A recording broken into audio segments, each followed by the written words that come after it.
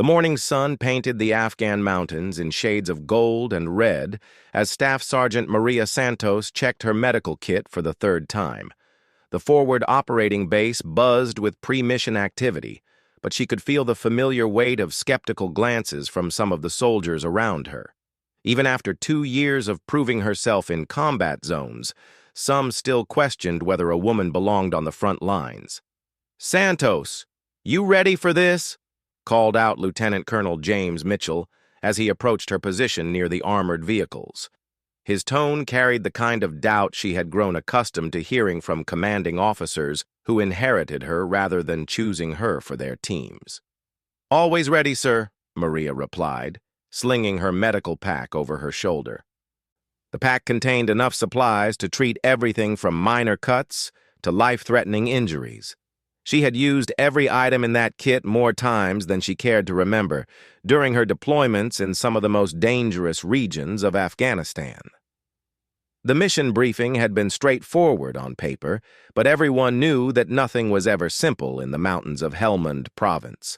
Intelligence reported that a high-value target was hiding in a compound about 15 kilometers from their base.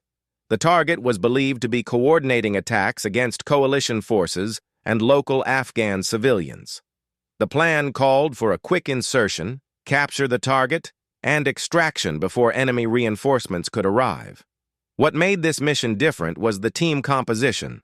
Maria would be working alongside SEAL Team 6 operators, including Petty Officer First Class Jake "Ghost" Rodriguez, whose reputation preceded him. Rodriguez had completed more successful missions than most operators twice his age, earning his nickname for his ability to move through enemy territory undetected. The problem was that Rodriguez and several other team members had made their opinions clear about having a woman on their team. "I don't care what her record says," Rodriguez had muttered during the briefing, thinking Maria was out of earshot. "Combat operations require split-second decisions and absolute trust. I can't be worried about protecting someone who shouldn't be there in the first place." Maria had heard similar comments countless times throughout her military career. She had enlisted in the Army at 18, driven by a desire to serve her country and prove that gender had nothing to do with courage or capability. Growing up in a working-class family in Texas, she had learned early that respect was earned through actions, not given because of expectations or assumptions. Her path to this moment had been filled with obstacles that her male counterparts never faced. During basic training, drill sergeants had pushed her harder, expecting her to fail. During advanced medical training, instructors questioned whether she could handle the psychological pressure of treating severely wounded soldiers under fire. When she applied for combat medic positions, commanders worried about unit cohesion and the distraction a female presence might cause. But Maria had persisted, driven by an inner determination that surprised even herself sometimes. She excelled in every training program, earned top marks in tactical medicine courses, and volunteered for the most challenging assignments available. Her personnel file contained commendations for treating wounded soldiers under enemy fire, successfully evacuating casualties from hostile territory, and maintaining medical supplies in forward operating bases under siege conditions. Despite her proven track record, she still faced resistance from some quarters. Military culture was slow to change, and traditional attitudes about women in combat roles persisted among certain groups of soldiers and officers. Some viewed her presence as a political experiment rather than a valuable addition to their capabilities. The helicopter ride to the insertion point gave her time to review the mission details and check her equipment one final time. The UH-60 Blackhawk carried 12 operators total, including 4 Navy SEALs, 6 Army Rangers, and 2 support personnel. Maria was the only woman on the team, a fact that weighed on her mind despite her attempts to focus solely on the mission objectives. Sitting across from her, Rodriguez cleaned his rifle with methodical precision. His gear was arranged with the kind of attention to detail that spoke of countless combat operations. The other SEALs showed similar preparation, their movements economical and purposeful. These were professionals who had earned their reputations through successful missions in the world's most dangerous places.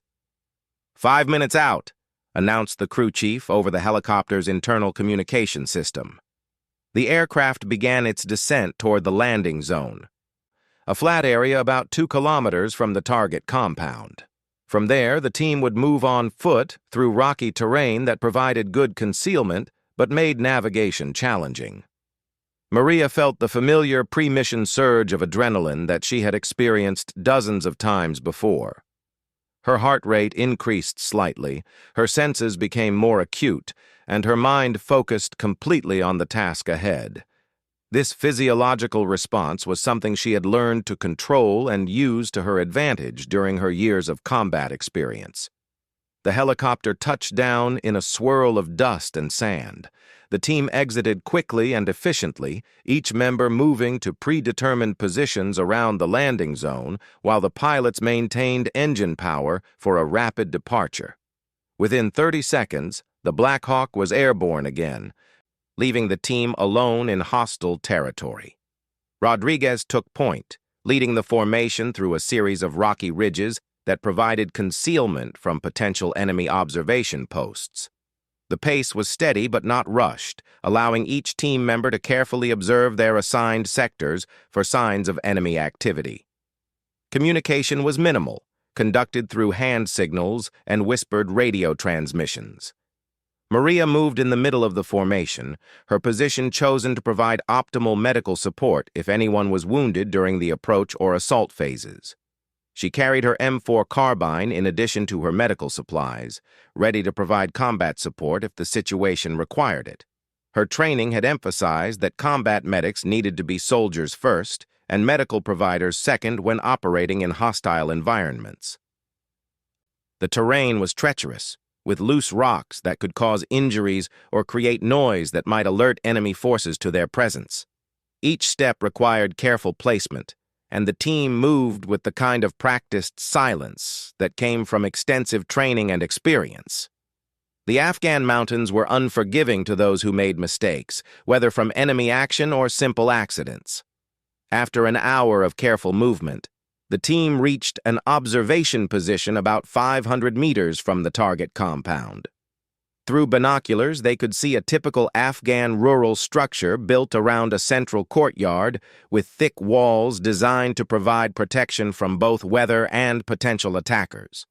Intelligence indicated that between 6 and 10 enemy fighters were present, armed with automatic weapons and possibly rocket-propelled grenades.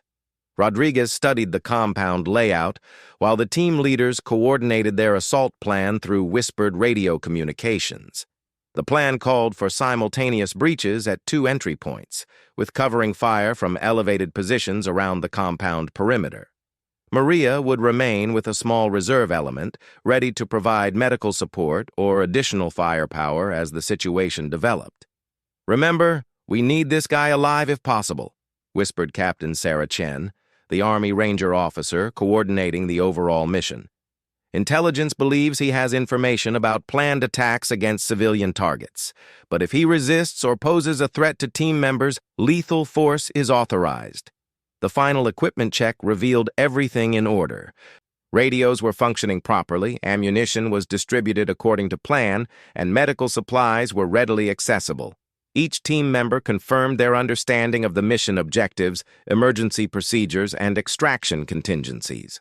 As the sun reached its highest point in the sky, the temperature rose toward the oppressive levels typical of Afghan summers. The combination of heavy gear, physical exertion, and environmental stress created challenges that required careful management to maintain operational effectiveness. Maria had learned during her previous deployments that hydration and energy management were critical factors in mission success.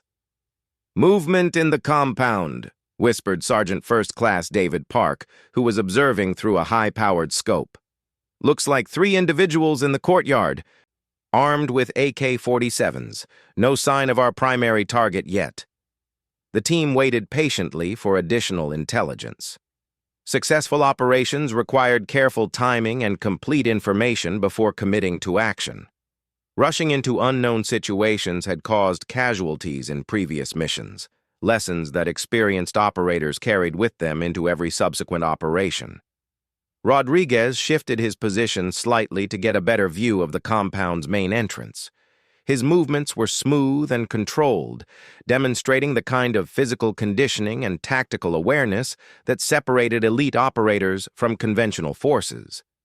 The other SEALs maintained their positions with similar discipline, each covering assigned sectors and ready to respond to changing circumstances. Maria felt a bead of sweat roll down her back despite the morning's relatively cool temperature. The stress of pre-combat operations always affected her physically, but she had learned to channel that energy into heightened awareness and preparation. Her medical training had taught her to recognize and manage stress responses while maintaining the ability to function effectively under pressure. "Target identified," came the whispered report from Park. "Primary target visible in the main building, second-floor window. He appears to be observing something to the south of the compound." The mission was entering its critical phase. Years of training, planning, and preparation were about to be tested in actual combat conditions. Each team member understood their role and responsibilities, but everyone also knew that no plan survived contact with the enemy unchanged. Flexibility, quick thinking, and mutual support would determine whether the mission succeeded or failed. Rodriguez made final adjustments to his rifle scope while the other team members prepared for the assault. The next few minutes would determine not only the mission's outcome, but also Maria's acceptance by this elite group of operators. She had proven herself in previous combat situations, but each new team and mission brought fresh challenges and opportunities to demonstrate her capabilities. The radio crackled with the final coordination message from the command post back at the forward operating base. Weather conditions remained favorable, air support was available if needed, and extraction helicopters were standing by at predetermined locations. All conditions were optimal for mission execution. 30 seconds, whispered Captain Chen over the tactical radio network. Team members made final preparations, checking weapons, adjusting gear, and confirming communication settings. The compound remained quiet, except for the 3 guards visible in the courtyard, who appeared unaware of the approaching danger. Maria took a deep breath and focused her mind on the mission ahead. Everything she had trained for, all the challenges she had overcome, and every person who had doubted her capabilities had led to this moment. In a few seconds, she would have another opportunity to prove that courage, skill, and determination mattered more than gender or physical size in combat operations. The countdown continued as the team prepared to assault the compound and capture or eliminate a high-value target whose actions had threatened both coalition forces and innocent Afghan civilians. Success would require perfect coordination, split-second decision-making, and the kind of trust between team members that could only be built through shared danger and mutual respect. The first explosions shattered the morning silence as breaching charges blew open 2 entry points simultaneously. Rodriguez led his element through the main entrance while Captain Chen's Rangers breached the compound's rear wall. The coordinated assault was designed to overwhelm defenders before they could organize effective resistance or eliminate the high-value target.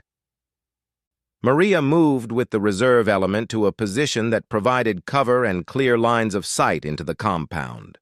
From her position behind a rocky outcropping, she could see both breach points and maintain radio contact with all team elements. Her role was to provide immediate medical support and serve as a communications relay if needed. "Contact front!" Rodriguez's voice crackled over the radio as automatic weapons fire erupted from inside the compound. The distinctive sound of AK-47s mixed with the sharper reports of American M4 carbines as the 2 forces engaged in close-quarters combat. Muzzle flashes were visible through windows and doorways as fighters moved between rooms. Through her rifle scope, Maria watched Rodriguez and his teammate, Petty Officer Second Class Marcus Thompson, clear the ground floor of the main building. Their movements were fluid and professional, each covering the other as they advanced through doorways and around corners. Years of training and combat experience were evident in every action they took. "Second floor clear, moving to target location," reported Chen's voice over the tactical network. The Rangers had successfully breached the rear compound and were advancing toward the building where intelligence indicated the high-value target was located. So far, the operation was proceeding according to plan despite the enemy resistance. A sudden explosion rocked the compound as someone inside detonated a hand grenade. Smoke and debris filled the air, temporarily obscuring Maria's view of the action. The radio filled with urgent status reports as team members confirmed their positions and assessed any casualties from the blast. "Thompson's hit!" Rodriguez's voice carried a note of urgency that hadn't been present moments earlier. "Need immediate medical attention in the main building, ground floor." Maria was already moving before Captain Chen could issue the order to provide medical support. She sprinted across the open ground between her position and the compound entrance, her medical kit bouncing against her back as she covered the distance in seconds. Training and instinct took over as she focused solely on reaching the wounded operator. The interior of the building was filled with smoke and dust from the explosion. Maria followed the sound of voices to a room where Rodriguez was applying pressure to a wound in Thompson's leg. Blood was visible on the floor around the injured SEAL, indicating a potentially serious arterial injury that required immediate attention. "What happened?" Maria asked as she dropped to her knees beside Thompson and began examining the wound. Her training had taught her to quickly assess injuries while continuing to monitor the tactical situation around them. "Shrapnel from a grenade," Rodriguez replied, his voice tight with concern for his teammate. "Looks like it got the femoral artery. He's losing blood fast." Maria's examination confirmed Rodriguez's assessment. The shrapnel had created a jagged wound that was bleeding heavily despite the pressure being applied. This type of injury could be fatal within minutes, if not properly treated. She immediately began implementing emergency medical procedures designed to control bleeding and stabilize the patient for evacuation. Working quickly but carefully, she applied a tourniquet above the wound site and administered emergency medications to combat shock and blood loss. Thompson remained conscious but was showing signs of significant blood loss, including pale skin, rapid pulse, and decreased blood pressure. The injury was serious enough to require immediate evacuation to a surgical facility. "I need to call for medical evacuation," Maria told Rodriguez as she continued treating Thompson's wound. "He needs surgery within the next hour or we could lose him." Before Rodriguez could respond, renewed gunfire erupted from the upper floors of the building.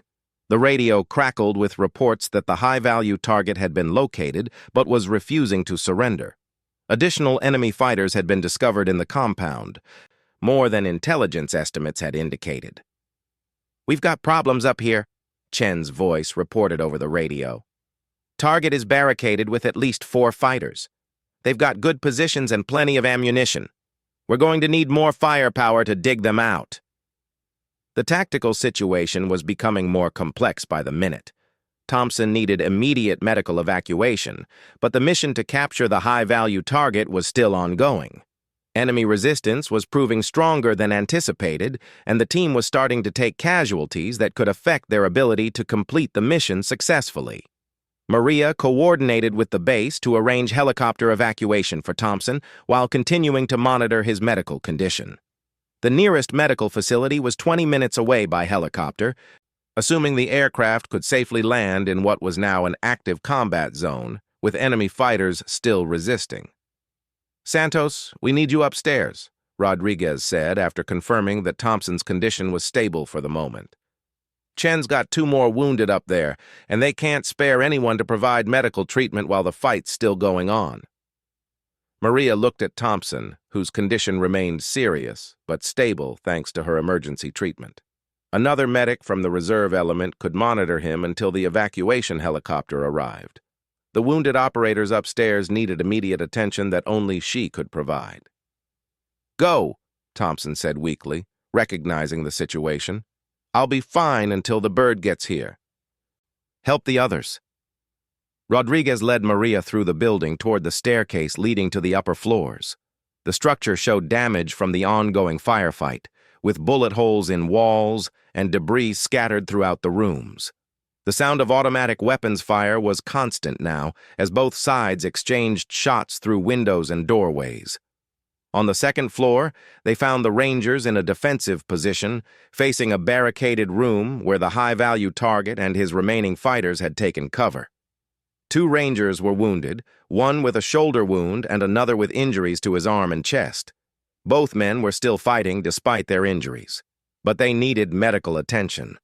Maria immediately began treating the more seriously wounded Ranger, while Rodriguez provided covering fire. The chest wound was particularly concerning because it could indicate internal injuries that required surgical intervention. She applied pressure dressings and administered pain medication while keeping the soldier conscious and alert. The firefight continued around them as she worked. Bullets struck the walls near their position, sending chips of concrete and dust into the air. The confined space of the building intensified the sound of gunfire and made communication difficult. Despite the chaotic environment, Maria maintained her focus on providing medical care. "Target's trying to escape through the back window," someone shouted over the noise of gunfire. Through a window, Maria could see figures moving on a rooftop behind the main building. The high-value target appeared to be attempting to flee rather than continue fighting from his barricaded position. Rodriguez immediately moved toward the window to engage the fleeing figures with his rifle. The range was significant, and the targets were moving quickly across uneven terrain. This type of precision shooting required exceptional skill and steady nerves under combat conditions. As Rodriguez aimed his rifle, Maria saw a muzzle flash from another building across the compound. An enemy sniper had positioned himself to cover the target's escape route and was now engaging the American forces. The first shot struck the window frame inches from Rodriguez's head, sending fragments of wood and metal flying through the air. "Sniper!" Maria shouted as she saw Rodriguez flinch from the near miss. The SEAL operator adjusted his position and continued trying to engage the fleeing target despite the threat from the enemy marksman.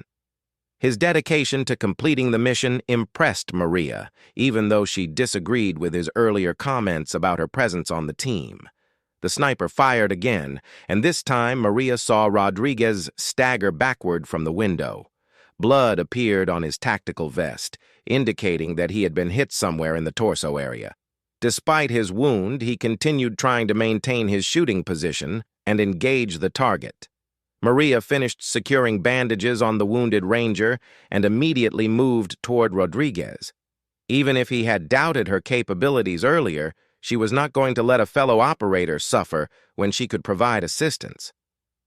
Her medical training and professional ethics required her to treat any wounded person regardless of personal differences. "I'm hit," Rodriguez said through gritted teeth as Maria reached his position. "But the target's getting away. I can still make the shot if I can steady this rifle." Maria could see that Rodriguez had been struck in the left shoulder and upper chest area.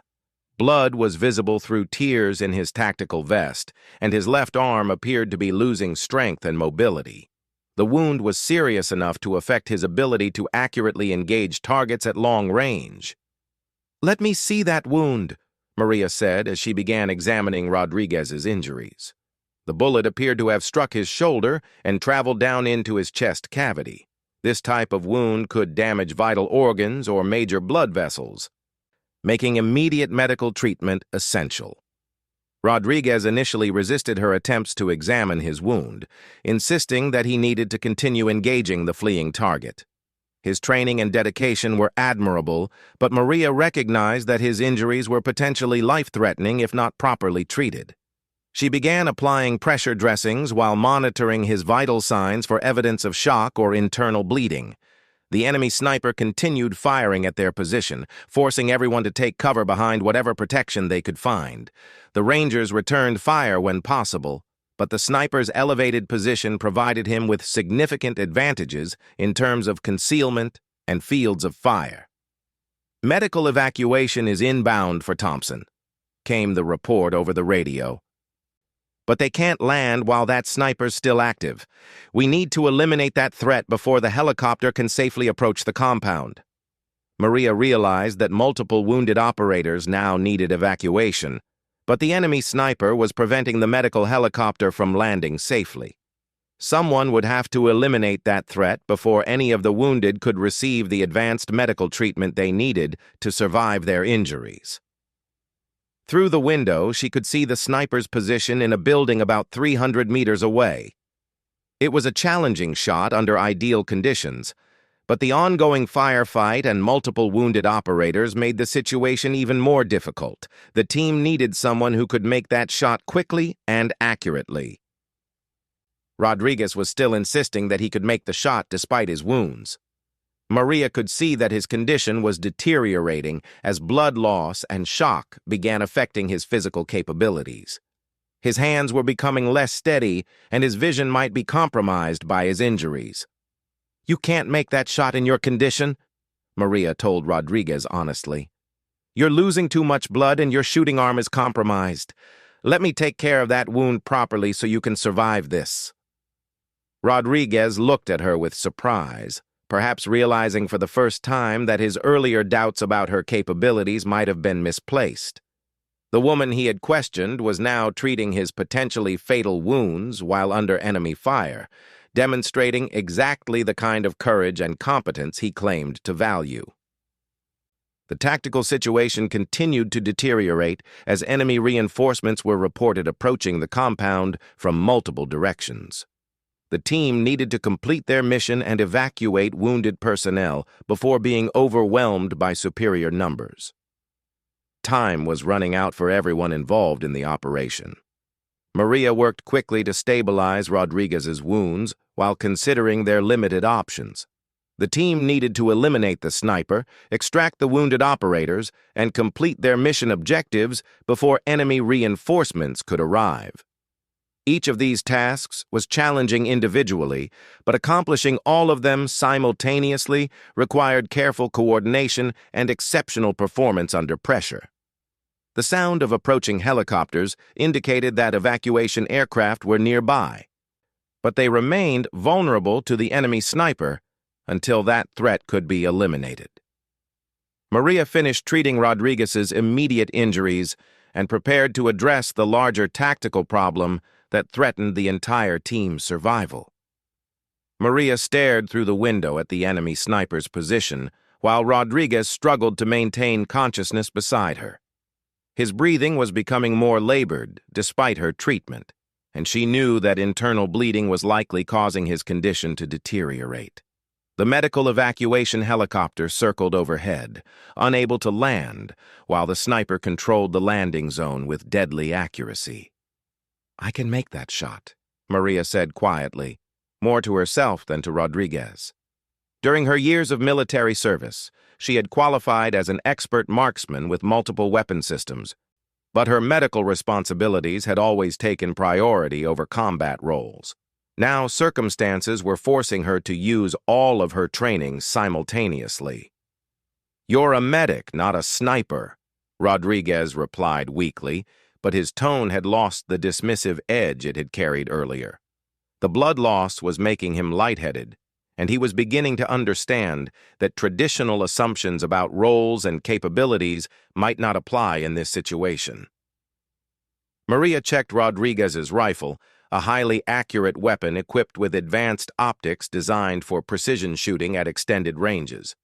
She had trained on similar systems during her advanced combat courses, though she had never used one in actual combat conditions.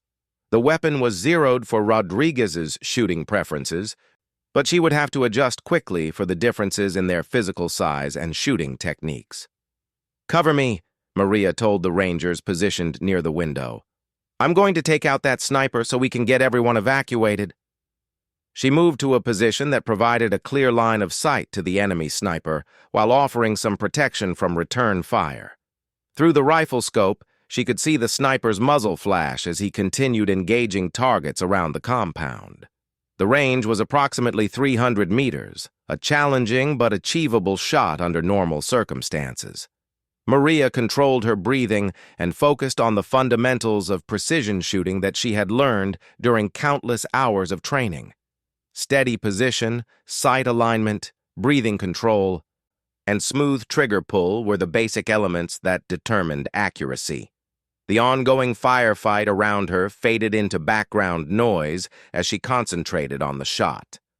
The enemy sniper fired again, and Maria could see his position clearly through her scope.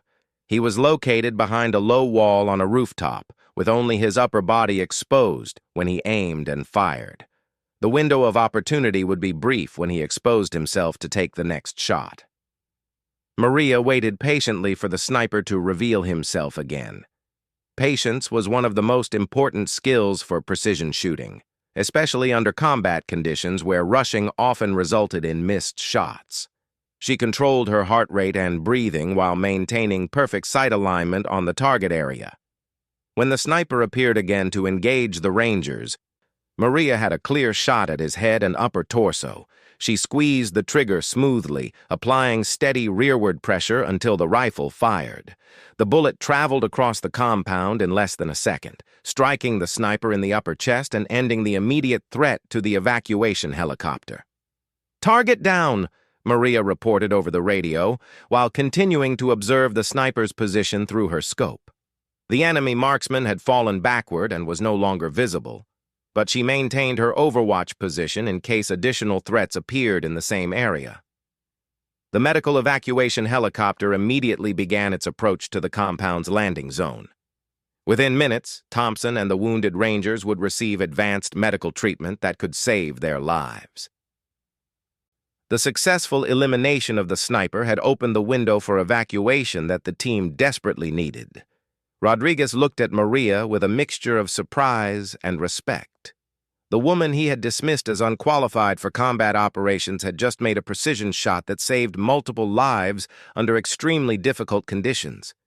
His assumptions about gender and combat effectiveness were being challenged by direct evidence of her capabilities. "That was a hell of a shot," Rodriguez said, his voice weak but sincere. "I couldn't have done better myself, even if I wasn't wounded." Maria acknowledged his comment, but remained focused on the tactical situation. The enemy sniper was eliminated, but intelligence reports indicated that additional hostile forces were approaching the compound from multiple directions. The team had limited time to evacuate wounded personnel and complete their mission before being overwhelmed. "We need to move Rodriguez to the landing zone," Maria told the Rangers who were providing security. "His condition is getting worse, and he needs surgical intervention within the next hour." As they prepared to move Rodriguez, automatic weapons fire erupted from a new direction. Enemy reinforcements had reached the compound and were attempting to prevent the American forces from evacuating. The sound of AK-47s mixed with heavier machine gun fire as the attackers tried to overrun the team's positions. Maria helped carry Rodriguez toward the landing zone, while maintaining awareness of the developing firefight around them. The helicopter was touching down in a cloud of dust and debris, its crew chiefs laying down covering fire with mounted machine guns. The aircraft would remain on the ground for only a few minutes before departing with the wounded. Halfway to the landing zone, Maria felt a sharp impact in her left shoulder that spun her around and dropped her to one knee. An enemy fighter had appeared on a nearby rooftop and was engaging the team with accurate rifle fire. The bullet had struck her shoulder blade and exited through her upper chest, causing immediate pain and bleeding. "Santos is hit!" shouted one of the Rangers as he saw Maria stumble from the impact. Blood was visible on her tactical vest, and her left arm appeared to be losing strength and mobility. Despite the wound, she continued helping to carry Rodriguez toward the helicopter. A second bullet struck Maria in the right thigh, causing her to fall completely to the ground. The pain was intense, and she could feel warm blood flowing down her leg. The enemy fighter was systematically engaging each member of the evacuation team, trying to prevent them from reaching the safety of the helicopter. Maria ignored her own wounds and continued crawling toward Rodriguez, who had been dropped when she was shot. The SEAL operator was unconscious now, his face pale from blood loss and shock. Without immediate medical evacuation, he would not survive the next few minutes. Using her remaining strength, Maria dragged Rodriguez the final 20 meters to the helicopter, while blood from her wounds left a trail in the dust. The aircraft's crew chiefs provided covering fire, but the enemy fighter was well concealed and continued engaging them with accurate shots. A third bullet struck Maria in the lower back as she reached the helicopter's loading ramp. The impact drove her face first into the ground, and for a moment she thought she might lose consciousness. Pain radiated through her entire body, but she forced herself to remain alert and focused on getting Rodriguez into the aircraft. "Get him on board!" Maria shouted to the crew chiefs over the noise of the helicopter's engines and the ongoing firefight. With her remaining functional arm, she helped lift Rodriguez onto the helicopter's medical stretcher while ignoring her own serious injuries. The fourth bullet struck her in the left leg just below the knee, shattering bone and causing her to collapse completely beside the helicopter. Blood was flowing freely from multiple wounds, and she was beginning to experience the symptoms of severe blood loss. Her vision was becoming blurry, and her heart rate was increasing as shock began setting in. Despite her condition, Maria continued directing the medical care for Rodriguez, while the helicopter's medic worked to stabilize him for the flight to the surgical facility. Her years of medical training allowed her to provide crucial information about his injuries and treatment, even while suffering from her own life-threatening wounds. A fifth bullet struck Maria in the abdomen as she lay beside the helicopter, causing massive internal bleeding and threatening immediate loss of consciousness. The pain was beyond anything she had ever experienced, but she forced herself to remain conscious long enough to ensure that Rodriguez was properly secured for evacuation. "Rodriguez is stable for transport," the helicopter medic reported.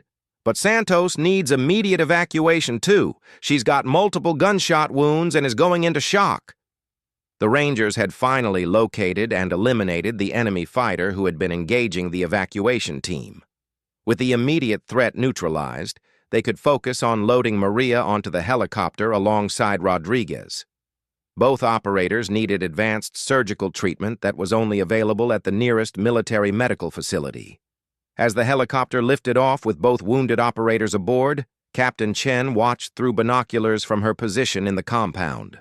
The woman that some team members had doubted was now fighting for her life after saving Rodriguez and enabling the successful evacuation of multiple wounded personnel. During the flight to the medical facility, Rodriguez regained consciousness briefly and saw Maria on the stretcher beside him. Despite her own critical injuries, she was still monitoring his vital signs and providing medical guidance to the helicopter's medic. Her dedication to saving others continued even when her own life was in danger. "Why did you do it?" Rodriguez asked weakly. "Why risk your life for someone who doubted you?" Maria managed a faint smile despite her pain and blood loss. "Because that's what we do," she replied. "We take care of each other, regardless of anything else." The helicopter touched down at the military medical facility where surgical teams were waiting to receive both patients. Maria had lost consciousness during the final minutes of the flight, but her vital signs remained stable enough for emergency surgery. Rodriguez was taken to a separate operating room where surgeons worked to repair the damage from his wounds. Both operators survived their injuries, though their recovery would take many months of rehabilitation and physical therapy. Maria's actions during the mission became the subject of numerous military awards and commendations, but more importantly, they earned her the respect and acceptance of the elite operators she had served alongside. Rodriguez made a point of visiting Maria during her recovery and formally apologizing for his earlier comments about women in combat roles. He had learned through direct experience that courage, skill, and dedication were not determined by gender or physical size, but by character and training. "I was wrong about you," Rodriguez told her honestly. "You saved my life and the lives of other team members while taking 5 bullets yourself. I can't think of many operators who would have shown that level of courage and commitment." Maria accepted his apology graciously, understanding that military culture changed slowly and required positive examples to overcome traditional prejudices.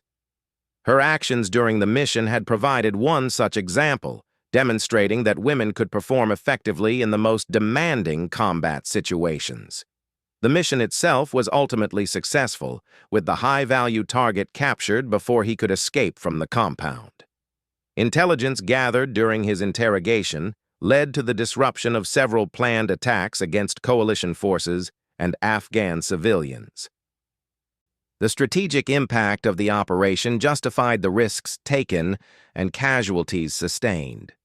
Maria's story spread throughout the military community, inspiring other women who aspired to serve in combat roles and educating male service members about the capabilities of their female colleagues. Her example proved that integration of women into elite military units could enhance rather than compromise operational effectiveness. Years later, Rodriguez and Maria continued to serve together on various missions, their partnership based on mutual respect and proven trust under the most dangerous conditions. The initial skepticism about women in combat had been replaced by recognition that individual capability mattered more than gender stereotypes. Maria never sought recognition for her actions during that mission, viewing them simply as the fulfillment of her professional responsibilities as a soldier and medic. But her willingness to sacrifice herself for fellow service members, regardless of their previous doubts about her qualifications, demonstrated the highest ideals of military service. The 5 bullets she took while saving Rodriguez became symbolic of her refusal to accept limitations based on others' expectations. Through her actions under fire, she proved that courage comes in many forms and that the most important qualifications for military service are character, training, and commitment to the mission and fellow service members. Her legacy continued to influence military policy regarding women in combat roles, providing concrete evidence that integration could succeed when based on individual merit rather than gender assumptions. The doubts about women belonging in combat had been answered definitively by someone willing to prove her point with blood and courage under the most extreme circumstances imaginable.